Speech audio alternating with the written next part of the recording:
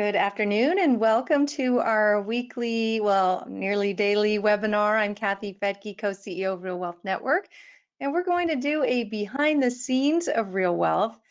We get a lot of questions about how we choose the metros that we're in and that we recommend and the property teams in those metros, what goes into all of that. Well, the short answer is there's a lot that goes into it. And Tim Horvath, who's here with us today, is going to explain how he does all that. We had to really shorten his slides because he had a lot of information on there on what it takes to really zone in on the metro, the team, the property, and all of that. So we will be answering your questions. Of course, we've got Ben Smith here, who is a director of our investment counselor, or why am I getting that wrong, Ben? It's okay. I've only been here 6 years. It's no problem. Sadly, I botch it myself frequently. Director of Investor Relations. Director of Investor Relations. That's what I meant. And so a lot of you have spoken with him, kind of going over your plans for investing and coming up with a strategy. And he also oversees our other investment counselors. So when you just log in and join at RealWealth, you can meet with an investment counselor who has invested in one or many of these markets to get their just get their feedback on what they think is an area that has the greatest potential. We all have different opinions on that, so that's the bottom line. Everybody's got a different opinion on where the best place to invest is today. We're going to just go over again behind the scenes and how we choose at RealWealth. So welcome and thanks for being here today. And Ben and Tim, thanks for being here. Thanks, Kathy. So we're doing webinars Tuesday, Wednesday, and Thursday for the most part. And this Thursday will be, or tomorrow will be Central Florida. That area, I hear different economists saying different things, but they're looking at data and they're looking at something else that we're looking at real-time, boots on the streets, what's happening there. And it's very exciting, actually. So we look forward to sharing those details with you tomorrow. Next week on Tuesday, we'll be looking at the Cincinnati market and get an update on how the rent collections are coming in there, if the property values are holding up, and spoiler alert, they are, which is all, again, very surprising to us. We didn't know how this was all going to play out, but it's been very positive. Thursday, the 25th, we'll be looking at the Cleveland market as well. Those are two of our higher cash flow markets. Florida would be a new update. Cleveland just got moved till Wednesday, and you're going to do yours on Thursday. Okay, all right. That was real-time information changes. It'll be Wednesday. And if you didn't know, Cleveland and our team there, who will be presenting, she was just profiled in the Wall Street Journal on the front page or something on everything that's happening in Cleveland. So anything you used to think about Cleveland, you can forget about now because it's completely changed. Right, Tim? You're born and raised there. I am. And behind me, you see the Ohio State Buckeyes on my wall. That's right. I knew we couldn't get through the webinar without a Buckeye reference. No. Couldn't, buddy. Okay. So we've been a remote company for over 5 years now. Ben, you're living in Florida, but you moved away from the San Francisco Bay Area, bought a house for half the price of what you sold and probably twice the house that you sold, twice the house for half the price in Florida. That's pretty good. Yep. Yeah. And I talked to an individual this morning who's thinking about doing the same thing, has a single family home in Los Angeles and 2 condos in Los Angeles. And it's just like, I need to get out. It really helps to tell them that we've done the same thing ourselves, or I've done the same thing, and many of our staff have. Yeah. And there's a lot of people in the same boat, man. They're just like, hey, we're at the highs. Of course, I thought we were at the highs 4 years ago, but you never know for sure. But we've got to be at it now, pretty close. And who knows? I mean, there's a lot of other reasons. There's the no state income tax, and you got into really good schools there, and like I said, a bigger house for half the price near the beach. That's all good. Yeah, all good. Okay, so the disclaimer: we're going to, like with all of our presentations, we just want to make sure that you know that this is our opinion, this is our due diligence, we share it with you. We ask that you don't rely on it. You need to look at it and use it for your own due diligence, run it by your CPA, your attorneys, because at the end of the day, it's your money. So you want to make sure that you're doing your due diligence. Always get a third-party inspector, especially if you're buying out of state. But even if you're buying the house next door, get an inspector who specializes in that. And it's only, I don't know, $400, $450 to protect you. Mm-hmm. And if anything comes up in that report, you can do further investigation. So really important, really important. And then of course, appraisals, getting an appraisal. If you get financing, that'll be done for you through the lender. They'll require that. But sometimes people pay cash and they skip that step. And it's just a good thing to do, to get that appraisal, get that third party who's an expert in the area to come back with their evaluation. And they're not always right, but those, most of the time they are. So what we're going to do here is first start with how we choose the metro. This is the bigger picture.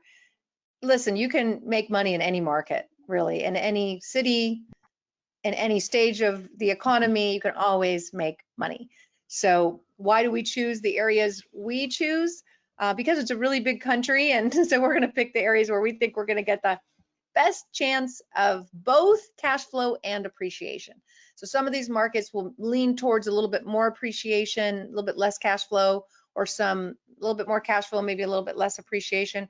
We've actually found that to not always be the case. We thought Detroit would be higher cash flow, lower appreciation, but it's had higher cash flow and higher appreciation, so it just depends on the market. But the main things that we look for, we want to see people. We need to see at least some kind of population growth or stability in that area. And it's a little bit difficult to do because sometimes you're looking at, say, Detroit, you might only be getting information on the city. And you might see that, wow, it looks like people are leaving. But what that's not showing is maybe they're leaving for the suburbs. And those are the areas that we would focus on. So sometimes the data you get online is not totally accurate because it's maybe talking about a metro area where people aren't necessarily wanting to live downtown anyway. I mean, some people, but there's definitely movement towards certain suburbs, especially today. So we're going to be looking at those patterns, job growth for sure. In most cases, people who live there need jobs, not always. If you're focusing on a retirement community, then maybe it's not as important. Like the houses that we're building in Montana, there's not massive job growth there, but a large amount of retirees moving there. And then affordability. This is the third leg of the stool that is so important because you can look at San Francisco Bay Area and see, yeah, population growth, job growth, but when you don't have that third piece, the affordability, it's really tough to make it work. And we'll be talking about sort of our target property. You'd be shocked. Most of the properties we target are under $150,000, and you will not find that in the San Francisco Bay Area.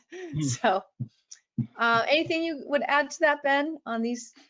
Well, yeah, I mean, you might find an outhouse that's 150,000, but it's not really worth the investment there. So no, I mean, I think that, you recapped it really well. I mean, we're looking for well-diversified economies with a modicum population, and but I think the key is, I mean, I get all kinds of calls, people saying, well, Cleveland's losing population. Why are you investing there? And we have to say, well, you can make statistics say whatever you want them to say, and certain zip codes might be losing population. But overall, the metro area overall, and specifically the areas that our property team there invests in, are not losing population. If they were, they'd have a hard time filling them with tenants, which they're not. So, you just have to look at the big picture. And so. Perfect. Okay. And there's kind of a fourth leg here, should we say, that I like to be buying in the path of progress. So in addition to these three things, I want to know that this is an area that's growing in terms of maybe new roads, new infrastructure, some kind of new business, new schools. So just to know that there's some growth headed in that area, that's a fourth piece that I really like. Or just an area overall that's investing in itself. And to use Cleveland as an example, Cleveland today is not what it was 20 years ago. It's not what it was 5 years ago. It is changing so much. But I mean, again, Tim, since you're from there, what, comparing 20 years ago to today, how has Cleveland changed? Way different. And we'll give that some to LeBron. We'll have to give him some credit there. He brought the people back downtown, which kind of then expanded out to the suburbs and brought some pride back to the area. And in medical, I mean, medical is huge in Cleveland now.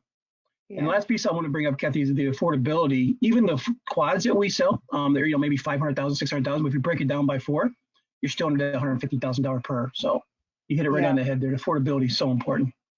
Yeah. Otherwise, it's just rents don't go up at the same rate that home prices do. So if you can buy a house around $150,000, the rents are going to come in close to 1%, not quite. Sometimes yes, sometimes no. But once you get into 300,000, the rents maybe are going to go up to 1,200 or 1,500. So it's 0.5% of the purchase price. It just, rents do not go up in the same amount as the price. So we like to keep the home price low and the rents high. That is my dog snoring in the background, in case you're wondering. All right, so let's go to the next slide. All right, here we go. Nice and colorful. Yeah, I mean, there's just some slides, some people I like to follow who do nice demographic work. And John Burns Real Estate Consulting, I've been following him for 15 years now. His company is consulting for major builders, and you can imagine if you're building a huge subdivision, you better have good data to support that. So they hire companies like John Burns to help them understand where they should be building, and that's really good metrics for us to be looking at too. So this is a slide that he came out with last year, or basically showing where the growth has been. And you can see here massive growth to the southeast. There are a lot of reasons. I mean, Ben is a reason. He moved out there because it's cheaper, no state income tax, and good schools, and lots of jobs moving out there, great weather. But it's not, I guess Florida's not on that southeast part. That's for some reason for some reason it didn't make the map. Well, no, it did, but it's like both Texas and Florida are their own category. Texas is not part of the Southwest either, so it's like Texas is gray and Florida is yellow, but it's still down, still on the top. Because the growth is so much, they make their own category. I think it wouldn't fit on this page. So again, Georgia, Alabama, these are areas where very attractive, warm weather, affordable, low state income taxes, low property taxes, and jobs. So very attractive for people who are retiring. And shockingly, retirees are one of the fastest growing renter pools. So when somebody's moving out there, they may not be looking to buy a home. They may be looking to rent, even if they're retiring. Texas, again, number 2, that it gets its own category. Florida gets its own category. So that whole area is growing massively, and that's where we focus on getting some cash flow, but pretty good chance for appreciation in the future. And then you'll see Southwest, Northeast, a lot of California is down there, kind of growing, but not as much. And then Northwest, I think that's important to point out because we have a lot of Californians who ask me all the time, what about Seattle? What about Portland? And besides the fact that it's not very affordable anymore and doesn't cash flow, you can see that it's really not, that demographics aren't showing it to be as high growth as other areas. So that's why it's not like we really want to invest across the country, but it just makes sense. And with the property managers that we have and that are in place today and the systems that they use today that are so much better than just 10 years ago, it makes it easier to be able to own property across the country and have it work. I mean, it's funny because a lot of people that I speak to, they go, why? I don't want to go all the way over there. Do you have anything closer? So the closest market that we have to the West Coast, at least, is Albuquerque. But when you look at the numbers, Albuquerque is really not, I mean, it's a good market to invest in, but it's not nearly as attractive as some of the other markets that we have. And in a way that we're doing it because we have a great provider in Houston, and it's kind of an adjunct of them, and it appeals to people who just want to invest closer. But it is true that the farther away you go, the better the numbers become for whatever demographic reason. And so that's why we don't have Boise, Idaho, or Las Vegas. It's just the numbers just don't work out. Again, those aren't terrible places to invest. It's just it's more expensive. The rents are lower. There's fewer. There's a smaller employer base. There's a smaller population base. I owned 3 homes in Boise. And I broke my own rule of wanting to be in a metro area that has at least 1 million people in the metro area, and Boise had about 350,000. So when the market slowed, if you take about half the population rents, it just wasn't enough. It wasn't a large enough pool. Whereas you go to a place like Houston or Dallas. I mean, it's massive, Massive. huge pool of renters. Tampa's 2.3 million. Yeah. Yeah, we're spread out very well in this map. So Florida, man, we got Florida pretty much covered. Ocala, Jacksonville. Yeah, and we'll get Tampa, there. We've got Myers. a map slide coming up, as I recall. Yeah, so the next, that'll show where we're invested. This is migration patterns from the most recent census, and the top states for losses in domestic migration were New York, and this is before the coronavirus crisis. So imagine more people will be leaving. Illinois, California, look at that at the top of the list of loss. New Jersey, Michigan, these are pretty high tax states. You go over to domestic migration and look at Florida at the top, Texas, Arizona. So more evidence that where people are moving. Let's go to the next slide.